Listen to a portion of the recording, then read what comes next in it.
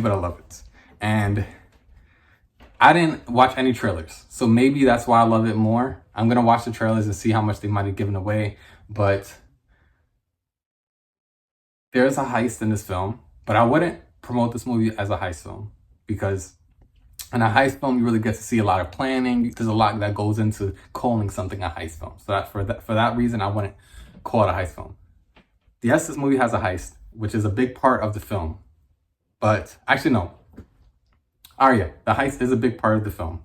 But it's really about what happens after the heist, okay? What happens after the heist and what happens before the heist. The heist itself isn't a big part. That's what I will say. So don't go and expecting a heist if anyone tells you, oh, it's a heist film. Yes, there's a heist, but it's not, you don't expect like you're going to watch like a Mission Impossible sequence or something like that.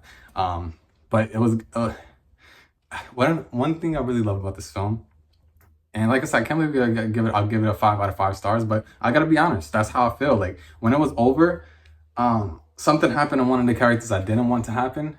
And like I said, this film has a lot of deaths. This movie feels like a film that Quentin Tarantino could have written, honestly. Like it's very good, and it's unlinear. It's unlinear than it's linear storytelling. Like it goes back and forth a bit, not too much, but it makes sense when you watch it. And wow, like there's a death.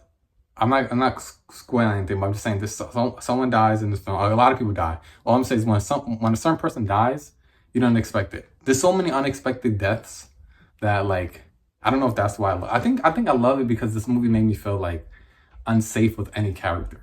Any character you watch. Sydney, Sweeney, whoever. Pick whatever character you want. No one's safe.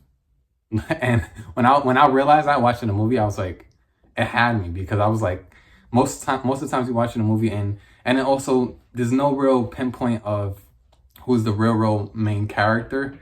Some people might have less screen time than others, but there's an argument between, I think, 3 or 4 characters where you could say which one might be the main character.